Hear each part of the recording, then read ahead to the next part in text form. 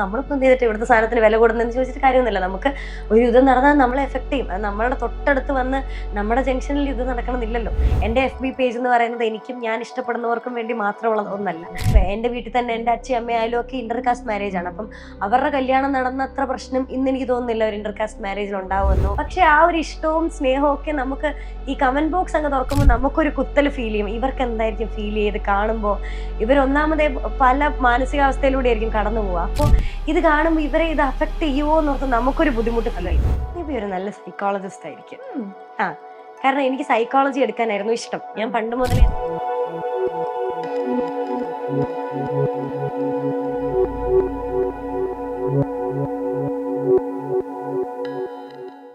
ഇന്നത്തെ ഇൻഫാൻ എന്റർടൈൻമെന്റിന്റെ എപ്പിസോഡിൽ ഈ കുട്ടി എങ്ങനെ വിശേഷിപ്പിക്കേണ്ടതെന്ന് എനിക്കറിയില്ല. ആങ്കർ, ആക്ടർ എന്നൊക്കെ പറയാം. പക്ഷെ എനിക്ക് ഏറ്റവും അധികം ഇഷ്ടം വളരെയധികം സിവിക് സെൻസ് ഉള്ള, എന്താ പറയാ, പൗരബോധമുള്ള ഒരു ഇൻഡിവിജ്വൽ എന്ന് വിശേഷിപ്പിക്കാനാണ് എനിക്ക് ഏറ്റവും കൂടുതൽ ഇഷ്ടം. Meenakshi, welcome to Infan entertainment. Thank you so much. എന്തുണ്ട് വിശേഷം? സുഖമായിട്ടിരിക്കുന്നു. കുറച്ച് ഒച്ചയൊക്കെ പോയിരിക്കുകയാണ്, അതിന്റെ ഒരു പ്രശ്നം മാത്രമേ ഉള്ളൂ. ഇപ്പൊ മൊത്തത്തിലൊരു കാലാവസ്ഥയുടെ ആണെന്ന് തോന്നുന്നു. കോളേജൊക്കെ എങ്ങനെ പോണു? കോളേജൊക്കെ നന്നായി പോകുന്നു. ഇപ്പൊ എക്സാം ഒക്കെ കഴിഞ്ഞ് വെക്കേഷൻ ആണ്. അപ്പൊ എല്ലാരും, ഞാനും അനിയന്മാരും ഒക്കെ വീട്ടിലുള്ള സമയം. അതിന്റെ ഒരു സന്തോഷത്തിലിരിക്കുന്നു. ഓക്കെ. ഈ സിനിമയും കോളേജ് ലൈഫോടെ ഒക്കെ മാനേജ് ചെയ്ത് പോകുന്നുണ്ടോ? അത് മാനേജ് ചെയ്ത്, കാരണം പണ്ടോട്ടേ ഇങ്ങനെ ആയതുകൊണ്ട് ഞാൻ ഇതുമായിട്ട് ഓക്കെയാണ്. അപ്പൊ അതുകൊണ്ട് ഇത് നിർബന്ധമായിട്ടും വേണ്ട കാര്യം ആയതുകൊണ്ട് നമുക്ക് ഒഴിവാക്കാൻ പറ്റത്തില്ലല്ലോ.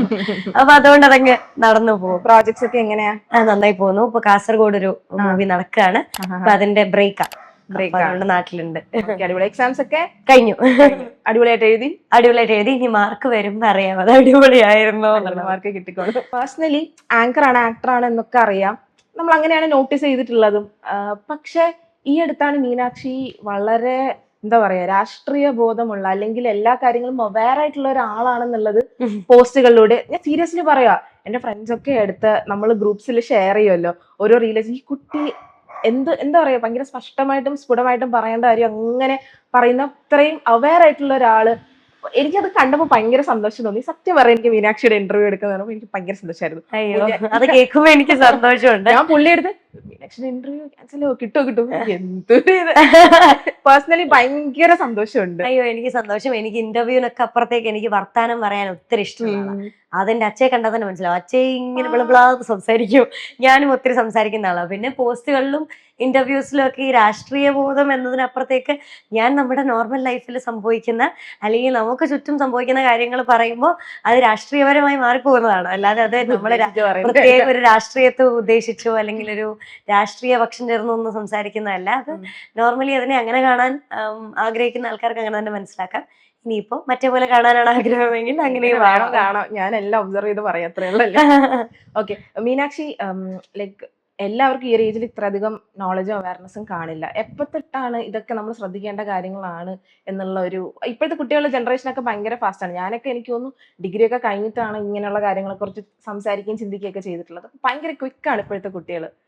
അത് മേ ബി ശരിയായിരിക്കും. കാരണം ഇപ്പം കുറച്ചുകൂടെ നമുക്ക് പെട്ടെന്ന് കിട്ടുമല്ലോ നമുക്ക് വേണ്ട കാര്യങ്ങൾ. ഇത് ഇപ്പൊ പലരും പല കാര്യത്തിനോടാ ഇൻട്രസ്റ്റഡ് ആയിട്ടുള്ളത്. അപ്പം ഞാൻ കുറച്ചുകൂടെ, എനിക്ക് തോന്നുന്നു, ഇങ്ങനെ എന്തെങ്കിലും കാര്യം അറിഞ്ഞ് നമുക്കതിങ്ങനെ ബാക്കി എന്താണെന്ന് അറിയാനുള്ളൊരു ഇത് കൂടുതലാ. എനിക്ക് അതിനെന്താ പറയാതിരിക്കാൻ അറിഞ്ഞൂടാ, ഒരു ഇത് കൂടുതലാ. അപ്പൊ അങ്ങനെ നോക്കി പോകുന്നു എന്നുള്ളതേ ഉള്ളു. അല്ലാതെ മറ്റാർക്കും ഇല്ലാത്ത എന്തോ ഒന്ന് എനിക്കുള്ളത് കൊണ്ടല്ല. എനിക്ക് അങ്ങനെ ഒരു പൊതുബോധം കൂടുതലോ അങ്ങനത്തെ പ്രശ്നങ്ങളൊന്നുമില്ല. ചിലപ്പോൾ എനിക്ക് പൊതുവേ നമ്മുടെ പുറത്ത് നടക്കുന്ന കുറച്ച് കാര്യങ്ങൾ എന്നെയും വേറൊരു എൻ്റെ അതേ ഏജുള്ള കുട്ടിയെ വിളിച്ചെടുത്ത് ചോദിച്ചാൽ അവർക്കറിയുന്ന അത്രയും എനിക്കറിയണം എന്ന് എനിക്ക് വാശി പിടിക്കാൻ പറ്റില്ല. എനിക്ക് അത്രയും അറിയണം എന്ന് നിർബന്ധമൊന്നുമില്ല.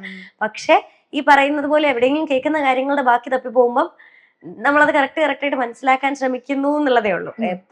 ഞാൻ നേരത്തെ പറഞ്ഞ പോലെ പലരും പല കാര്യത്തിലാണ് ഇൻട്രസ്റ്റഡ്. അപ്പോൾ ഇപ്പൊ എൻ്റെ അനിയന്മാരൊക്കെ ആണെങ്കിൽ അവർക്ക് കുറച്ചുകൂടെ ഈ പറയുന്ന ഗെയിംസിനെ പറ്റിയും അതിനൊക്കെ അവർക്കാ കുറച്ചുകൂടെ അതിനെപ്പറ്റി അറിയുന്നത്. എനിക്ക് അതിനെപ്പറ്റി അത്ര അറിഞ്ഞു എന്ന് വരില്ല.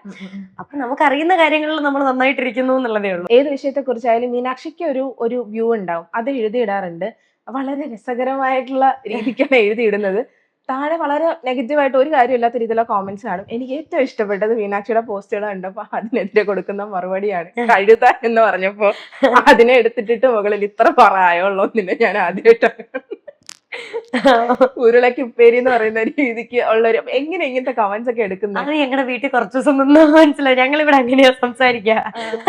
ഇവിടെ പൊതുവെ അച്ഛയായാലും അമ്മയായാലും എനിക്ക് 2 അനിയന്മാരാണുള്ളത്. പിന്നെ കൊച്ചച്ഛനൊരു മോനാണുള്ളത്. ഇവിടെ ഫുൾ ആമ്പിള്ളേരാണ് മൊത്തം പേര്. അപ്പൊ അവര് ഞാനായിട്ട് എപ്പോ വഴക്കുണ്ടാക്കിയാലും അവർക്ക് നമ്മളെ ഇങ്ങനെ ഇരുത്തി ട്രോളുക എന്നുള്ളതാണ് അവരുടെ മെയിൻ ജോലി. അപ്പൊ ഒരു കൂട്ടം ആൺകുട്ടികളുടെ അടുത്ത് ഞാനിവിടെ ഒറ്റ പെൺകുട്ടിയാണ്. എന്റെ കസിൻസ് എല്ലാ ആൾക്കാരും ആമ്പിള്ളേരാണ്. പിന്നെ ഞാനിങ്ങനെ വില്ലത്തിയായിട്ട് നടക്കുന്നത് കൊണ്ട് ഞാൻ ഇതിൽ പിടിച്ചു നിന്ന് ഈ ഗ്രൂപ്പിൽ പിടിച്ചു നിന്ന് പോകുന്നു എന്നുള്ളതേ ഉള്ളൂ. അപ്പൊ ഞങ്ങളുടെ വളരെ നോർമൽ ആയിട്ടുള്ള സംസാരങ്ങൾ ഇങ്ങനെയാണ്. ഒരു രാത്രി 12 മണിക്ക് ശേഷം ഇവിടെ വന്നു കഴിഞ്ഞാൽ പിന്നെ ഫുൾ അടിയും വളമായിരിക്കും. അപ്പൊ ഞങ്ങൾ അങ്ങോട്ടും ഇങ്ങോട്ടും ഇങ്ങനെ നമ്മള് പറഞ്ഞു പിടിച്ചു നിൽക്കാൻ വേണ്ടി ഇങ്ങനെ പറഞ്ഞോണ്ടിരിക്കില്ലേ, അങ്ങനെ പറഞ്ഞു കിട്ടുന്ന കുറെ കാര്യങ്ങൾ അവിടെ എടുത്തിടുന്നു എന്നുള്ളതേ ഉള്ളൂ. ശരി, ഇപ്പം യുദ്ധം നടന്നപ്പോ യുദ്ധം എവിടെ നടന്നാലും അത് നമ്മളെ ബാധിക്കുന്നുള്ള രീതിയിലാണ് ആ ഗ്യാസ് കുറ്റി വെച്ചിട്ട് ഒരു പോസ്റ്റ് ഇട്ടത്. പക്ഷെ അത് വളരെ അനാവശ്യമായ രീതിയിൽ ആൾക്കാർ അതിനെ എടുത്തു, അല്ലെങ്കിൽ അവർക്കത് മനസ്സിലായില്ല എന്ന് തോന്നിയോ? അതിപ്പോ തന്നെ ചേച്ചി പറയുമ്പോൾ തന്നെ ചേച്ചിക്ക് പറയാൻ പറ്റുന്നുണ്ടല്ലോ അത് അവർക്ക് മനസ്സിലാവാഞ്ഞിട്ടാണെന്ന്. എനിക്ക് മനസ്സിലായി. അങ്ങനെ മനസ്സിലാവുന്ന കുറച്ചു പേർക്ക് വേണ്ടി ആണ് ഞാൻ ആ പോസ്റ്റ് ഇട്ടത്. പിന്നെ മനസ്സിലാക്കാത്തവരത് നമ്മളെ ഉദ്ദേശിച്ചാണെന്ന് പറഞ്ഞിട്ട് ഒരു പക്ഷം ആൾക്കാർ അത് എടുത്തുകൊണ്ട് പോകുന്നുണ്ട്. അത് നമ്മുടെ വിഷയമല്ലല്ലോ. അത് ഈ പറയുന്ന കൂട്ടത്തിലുള്ള അല്ലെങ്കിൽ ഈ മനസ്സിലാവുന്ന ആളുകൾക്ക് വേണ്ടി ഞാൻ ഇട്ട പോസ്റ്റാണ്. അതങ്ങനെ തന്നെ കിടക്കട്ടെ. അതിനപ്പുറം അതിന്റെ ഇടയ്ക്ക് ഞാനിപ്പോ കണ്ടു കുറെ പേര് നമ്മൾ മാപ്പ് പറഞ്ഞു എന്നൊക്കെ പറഞ്ഞിട്ട് വന്നത്. അതെന്താണെന്ന് എനിക്ക് മനസ്സിലായില്ല. ഞാനൊരു ക്ലാരിഫിക്കേഷൻ കൊടുത്തിട്ടുണ്ടായിരുന്നു. കാരണം എന്റെ FB പേജ് എന്ന് പറയുന്നത് എനിക്കും ഞാൻ ഇഷ്ടപ്പെടുന്നവർക്കും വേണ്ടി മാത്രമുള്ള ഒന്നല്ല. എന്നെ ഇഷ്ടപ്പെടുന്നതും ഇഷ്ടപ്പെടാത്തതും ഒക്കെ ആയിട്ടുള്ള ഒരു വലിയ കൂട്ടം ആൾക്കാരാണ് ഈ പറയുന്ന സോഷ്യൽ മീഡിയ പ്ലാറ്റ്ഫോമുകളിലുള്ളത്. അപ്പോൾ നമ്മളതിൽ ഉദ്ദേശിച്ചിരിക്കുന്നത്, നമ്മളതിൽ വളരെ കൃത്യമായി പറഞ്ഞിരിക്കുന്നതും, എവിടെ യുദ്ധം നടന്നാലും നമ്മളൊക്കെ ഇപ്പൊ പറയും സാധനത്തിന് വില കൂടുന്നതിന് നമ്മളിപ്പോൾ എന്ത് ചെയ്തിട്ട് ഇവിടുത്തെ സാധനത്തിന് വില കൂടുന്നതെന്ന് ചോദിച്ചിട്ട് കാര്യമൊന്നുമില്ല. നമുക്ക് ഒരു യുദ്ധം നടന്നാൽ നമ്മളെ എഫക്ട് ചെയ്യും. അത് നമ്മളുടെ തൊട്ടടുത്ത് വന്ന് നമ്മുടെ ജംഗ്ഷനിൽ യുദ്ധം നടക്കണമെന്നില്ലല്ലോ. എവിടെ യുദ്ധം നടന്നാലും നമ്മളെല്ലാവരും ഒരു ടുഗദർസിൽ പോയില്ലെങ്കിൽ നമുക്ക് തന്നെയാണ് പ്രശ്നം. അല്ലെങ്കിൽ അത് എവിടെ എന്ത് സംഭവിച്ചാലും, മോശം സംഭവിച്ചാലും നല്ലത് സംഭവിച്ചാലും അത് നമ്മളെയും എഫക്ട് ചെയ്യും.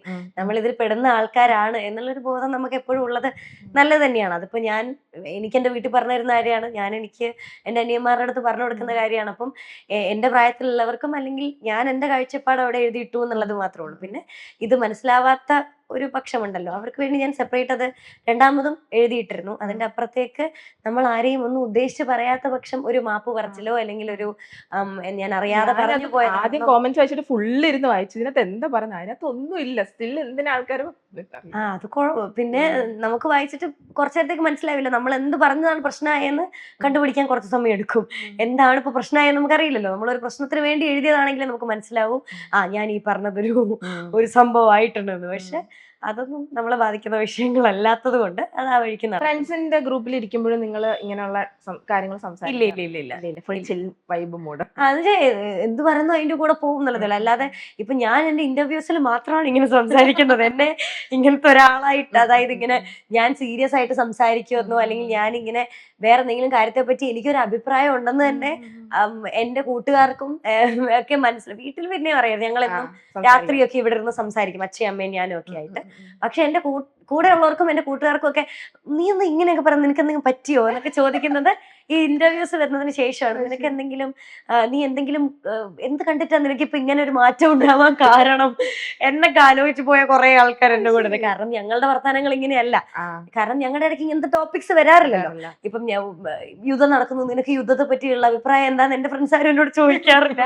അപ്പൊ അത് ചോദിക്കുന്നിടത്ത് മാത്രമേ ഞാൻ എന്റെ അഭിപ്രായങ്ങൾ പറയുന്നുള്ളൂ. പിന്നെ അത് പറഞ്ഞാൽ കാര്യമുണ്ടെന്ന് തോന്നുന്നിടത്ത് അത് പറഞ്ഞിട്ടും കാര്യമുള്ളല്ലോ. അല്ലാതെ അതല്ലാത്ത ഒരു ഗ്രൂപ്പിൽ ചെന്നിരുന്ന് പറഞ്ഞാൽ ഞങ്ങളുടെ ആ സമയത്ത് എൻജോയ്മെന്റ് മാറി അതൊരു സീരിയസ് ടോക്കിലേക്ക് പോകും. അപ്പൊ പറഞ്ഞാൽ എല്ലാവർക്കും അത് ഒത്തുപോകാൻ പറ്റുന്ന ഒരു കാര്യമാണ്. പിന്നെ തന്നെയല്ല എല്ലായിടത്തും അത് ആപ്ലിക്കബിൾ അല്ലല്ലോ. അത് കുറച്ച് ആൾക്കാർക്ക് ബോറടിക്കില്ലേ. ഇപ്പം ഞാൻ എന്റെ ഈ FBയിൽ ഇടുന്ന അതേ കണ്ടന്റ് എന്റെ ഇൻസ്റ്റഗ്രാമിൽ ഇട്ടാൽ അവർക്കത് വലിയ ബോറടിയായിട്ടും ഒരു അരോചകമായിട്ട് ഫീൽ ചെയ്യും. കാരണം അവിടുത്തെ ഓഡിയൻസ് വേറെയാ. അപ്പൊ അതുകൊണ്ട് എനിക്ക് എല്ലാവരുടെ ഇഷ്ടത്തിന് നിൽക്കാൻ എനിക്ക് താല്പര്യമാണ്. എനിക്ക് എല്ലാ വൈബും താല്പര്യമുള്ള ആളാണ്. ഓക്കെ, കാസ്റ്റിനെ പറ്റി ഒരുപാട് മീനാക്ഷി സംസാരിച്ചിട്ടുണ്ട്. എത്രയൊക്കെ പറഞ്ഞാലും മലയാളികളുടെ ആ ഒരു ആറ്റിറ്റ്യൂഡിനെ എങ്ങനെ കാണുന്നു? കാസ്റ്റ് ഇല്ല എന്ന് പറഞ്ഞാലും പലരും അടക്കം പറയുന്ന ലൈക് മക്കളെ കെട്ടിച്ചു കൊടുക്കുന്ന കാര്യമായാലും എന്തിന് ഒരു ജോലിക്ക് വന്നാൽ കൂടിയും അത് സംസാരിക്കുന്ന ഇടങ്ങൾ ഞാൻ ഇപ്പോഴും കേൾക്കാറുണ്ട്. അപ്പം അതിനൊരു വ്യത്യാസം വന്നിട്ടുണ്ട് എന്ന് വിശ്വസിക്കുന്നുണ്ടോ? എത്രമാത്രം ഒരു മാറ്റം ഇനി അനിവാര്യമാണ്? എത്രമാത്രം മാറ്റം അനിവാര്യമാണെന്ന് വെച്ചാൽ അത് ഇല്ലാണ്ടാവുന്നത് വരെ മാറ്റം അനിവാര്യം തന്നെയാണ്. അത് ഇല്ലാണ്ടാവുക എന്നുള്ളതാണല്ലോ ഒരു ആവശ്യമില്ലാത്ത, അല്ലെങ്കിൽ ഒരു തരത്തിലും നമുക്കൊന്നും അക്സെപ്റ്റ് ചെയ്യാൻ പറ്റാത്ത, അല്ലെങ്കിൽ അത് ഉള്ളത് കൊണ്ടോ ഇല്ലാതിരുന്നത് കൊണ്ടോ ഒന്നും സംഭവിക്കാൻ പോകുന്നില്ലാത്ത ഒരു സ്ഥലത്താണ് നമ്മൾ ജീവിക്കുന്നത്. അപ്പം അങ്ങനെ ഒരു സ്പെസിഫിക് കാര്യത്തിന്റെ ആവശ്യമില്ല. അത് ആവശ്യമില്ല എന്ന് എല്ലാവർക്കും തോന്നുന്നവരെയും മാറ്റം അനിവാര്യം തന്നെയാണ്. പിന്നെ പണ്ടുള്ളത് പോലുള്ള പ്രശ്നങ്ങളൊന്നും ഇപ്പൊ ഇല്ല. ഇപ്പൊ എന്റെ വീട്ടിൽ തന്നെ എന്റെ അച്ഛയും അമ്മയായാലും ഒക്കെ ഇന്റർകാസ്റ്റ് മാരേജ് ആണ്. അപ്പം അവരുടെ കല്യാണം നടന്നത്ര പ്രശ്നം ഇന്ന് എനിക്ക് തോന്നുന്നില്ല ഒരു ഇന്റർകാസ്റ്റ് മാരേജിൽ ഉണ്ടാവുമെന്നോ, അല്ലെങ്കിൽ നല്ല എഡ്യൂക്കേറ്റഡ് ആയിട്ടുള്ള ഒരാള് എഡ്യൂക്കേഷൻ എല്ലാത്തിനും ക്യൂർ ചെയ്യുമെന്നൊന്നും എനിക്കറിയില്ല. ഒരു പരിധിവരെ നമ്മളുടെ മാനസികാവസ്ഥയാണ് നമുക്ക് ഇതിനോട് അക്സെപ്റ്റ് ചെയ്യാൻ പറ്റുന്നുണ്ട്, അല്ലെങ്കിൽ നമ്മൾ എത്രത്തോളം സത്യസന്ധമായിട്ട് പൊതുവെ നടക്കുന്ന കാര്യങ്ങളെ മനസ്സിലാക്കുന്നുണ്ട് എന്നുള്ളത് നമ്മുടെ മാത്രം പേഴ്സണൽ കാര്യമാണ്. എനിക്കിപ്പോ കുറെ എഡ്യൂക്കേഷൻ കിട്ടി എന്ന് പറഞ്ഞുകൊണ്ട് എന്റെ മനസ്സിലൊരു ഒത്തിരി എഡ്യൂക്കേറ്റഡ് ആയിട്ടുള്ള ആൾക്കാർ വരെ വന്നിരുന്നിട്ട് ഞാൻ ഇന്ന ജാതിയാണെന്ന് വളരെ പൊങ്ങച്ചത്തോടെ പറയുന്ന ഒരു ആൾക്കാർ ഇപ്പോഴും ഉണ്ട്. അപ്പൊ അതുകൊണ്ട് എഡ്യൂക്കേഷൻ എല്ലാത്തിനും ക്യൂർ ചെയ്യുമെന്ന് ഞാൻ പറയുന്നില്ല. പക്ഷെ ഈ പറയുന്നത് പോലെ ഒരു പരിധി വരെ എഡ്യൂക്കേറ്റഡ് ആയിട്ടുള്ള ആൾക്കാർക്ക് കുറച്ചുകൂടെ വഴി കാണാം. അതായത് ഇത് അല്ല കറക്റ്റ് ആയിട്ടുള്ള വേ, ഇതല്ല എന്ന് മനസ്സിലാക്കാനുള്ള ദൂരം വളരെ കുറവാണ് എഡ്യൂക്കേറ്റഡ് ആയിട്ടുള്ള ആൾക്കാർ. കാരണം നമ്മൾ പഠിച്ചു വരുന്നതും ഒക്കെ അതാണല്ലോ. ഇപ്പൊ ഡിഗ്രി ഞാൻ ലിറ്ററേച്ചർ ആണ് എടുത്തിരിക്കുന്നത്. നമുക്ക് ഇഷ്ടം പോലെ അംബേദ്കറിനെ പറ്റി പഠിക്കാനുണ്ട്, ഇഷ്ടം പോലെ ആൾക്കാരെ പറ്റി പഠിക്കാറുണ്ട്. അപ്പം അതിലൊക്കെ നമ്മളുടെ അടുത്ത് പറഞ്ഞു തരുന്നതും ഈ വ്യത്യാസങ്ങളെ പറ്റിയും ഇതില്ലാണ്ടാവേണ്ടത് എങ്ങനെയാണെന്നും ഒക്കെ തന്നെയാണല്ലോ. അപ്പൊ നമുക്ക് കുറച്ചുകൂടെ അടുത്താണ് ഇത് മനസ്സിലാക്കാനുള്ള ദൂരം കുറച്ചുകൂടെ അടുത്താണ്. അതല്ലാത്ത പക്ഷം എനിക്ക് തോന്നുന്നു ഇപ്പൊ അത് കുറഞ്ഞു തന്നെയാ വരുന്നത്. പക്ഷെ അത് കുറഞ്ഞു എന്ന് പറഞ്ഞിട്ട് പ്രത്യേകിച്ച് മാറ്റമൊന്നും സംഭവിക്കാൻ പോകുന്നില്ല. അത് മൊത്തത്തിൽ ഇല്ലാണ്ടായിട്ടേ കാര്യമുള്ളൂ. അപ്പൊ അത് നമ്മൾ തന്നെ മനസ്സിലാക്കാന്നുള്ളതേ ഉള്ളൂ. ഇപ്പൊ നമുക്കൊക്കെ ആരെങ്കിലും, ഇപ്പൊ എന്നെ സംബന്ധിച്ചിടത്തോളം ആരെങ്കിലും അങ്ങനെ കാസ്റ്റ് പറയുന്നുണ്ടെങ്കിൽ എനിക്ക് തയ്യേന്ന് ഫീൽ ചെയ്യും. ഇപ്പൊ ആരെങ്കിലും നിങ്ങളൊരു താഴ്ന്ന കാസ്റ്റ് ആണോ അതുകൊണ്ട് ഞങ്ങൾ നിങ്ങളോട് അത്ര അടുപ്പത്തിൽ നിൽക്കില്ല എന്ന് പറഞ്ഞാൽ എനിക്കതൊന്നും അതെന്താ അവർ അങ്ങനെ പറയുന്നതെന്നാ തോന്നുക. എനിക്ക് ഭയങ്കര എക്സോഷൻ ഫീൽ ചെയ്യും. തിരിച്ചു കയറി സംസാരിക്കുക. ഞാൻ ആരെങ്കിലും പറ്റി പറയുന്ന കേട്ടാലും അതിലെന്താ കാര്യമുള്ളത്, നിങ്ങളുടെ ബ്ലഡിൽ വേറെ എന്തെങ്കിലും ഉണ്ടോ എന്ന് ചോദിക്കും. പക്ഷെ അവർക്ക് മനസ്സിലാവില്ല. അവര് ഭയങ്കര റേസായി നിങ്ങൾക്ക് എന്താ ജാതി, നിങ്ങൾക്ക് അത് പറഞ്ഞാൽ മനസ്സിലാവില്ല എന്ന് പറഞ്ഞാൽ ഭയങ്കര അജിറ്റേറ്റഡ്. അപ്പൊ എനിക്ക് മനസ്സിലായി ഇങ്ങനെയുള്ള ആൾക്കാരുടെ അടുത്ത് അപ്പൊ നമ്മൾ മനസ്സിലാക്കണം എല്ലാ അറിവും എല്ലായിടത്തും പ്രയോഗിക്കാനുള്ള ഒന്നല്ല. അപ്പൊ നമ്മൾക്കത് ചേരുന്നിടത്ത്, അല്ലെങ്കിൽ നമ്മൾ പറയുമ്പോ നമുക്ക് മാറ്റം കൊണ്ടുവരാന്നിടത്ത് നമ്മൾ പറയാ. എന്റെ വീട്ടിൽ ഞാൻ പറയാറുണ്ട്, എനിക്ക് പൊതുവെ ഞാൻ കാണുന്നിടത്ത് ഞാൻ പറയാറുണ്ട്, എന്റെ മുന്നിൽ പറയാതിരിക്കുക.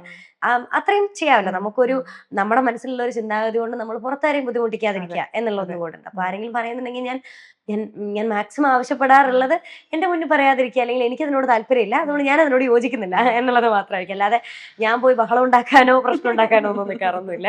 ഞാൻ തിരുത്താൻ ശ്രമിച്ചിരുന്നു ഇപ്പോൾ. ഓക്കെ, ഫെമിനിസത്തില് എനിക്ക് മീനാക്ഷിയുടെ ആറ്റിറ്റ്യൂഡ് ഭയങ്കരമായിട്ട് ഇഷ്ടപ്പെട്ടു. ഞാനും ഒരു ഫെമിനിസ്റ്റ് ആണ്. പക്ഷെ ഇത് പുറത്ത് പറയുമ്പോൾ ആൾക്കാർ വേറൊരു രീതിക്ക് വ്യാഖ്യാനിക്കപ്പെടുന്ന ഒരു രീതി കാണുന്നുണ്ട്. അപ്പോഴാണ് ഞാൻ മീനാക്ഷിയുടെ ഒരു ഇന്റർവ്യൂവിൽ മീനാക്ഷി പറയുന്നത് കേട്ടത്, പുരുഷന്മാർക്ക് ഒരു പ്രശ്നം വന്നാൽ അതും കൺസിഡർ ചെയ്യണമെന്ന് പറയുന്നിടത്താണ് എന്റെ ഫെമിനിസം എന്ന രീതിക്ക് മീനാക്ഷി പറഞ്ഞിട്ടുണ്ടായിരുന്നു. ആ ഒരു ഐഡിയോളജീനെ യഥാർത്ഥത്തിൽ ഇവിടെ ആർക്കും മനസ്സിലാകുന്നില്ല. അതിനെന്തോ ഒരു സ്യൂഡോ ഫെമിനിസ്റ്റിക് ആറ്റിറ്റ്യൂഡോടെ ആൾക്കാർ കാണുന്നു എന്ന് തോന്നാറുണ്ടോ? അങ്ങനെയൊന്നും തോന്നാറൊന്നുമില്ല. പക്ഷെ എല്ലാവർക്കും ഓരോ കാഴ്ചപ്പാടുകളാണല്ലോ. ഈ പറഞ്ഞ ഞാൻ കണ്ടിരിക്കുന്ന എല്ലാ നല്ല മനുഷ്യരും ഫെമിനിസ്റ്റുകളാണ്, അല്ലെങ്കിൽ ഫെമിനിസം സപ്പോർട്ട് ചെയ്യുന്ന ആൾക്കാരാണ്. ഫെമിനിസം പറയുന്നത് സ്ത്രീകളുടെ അവകാശത്തെ പറ്റിയാണ്.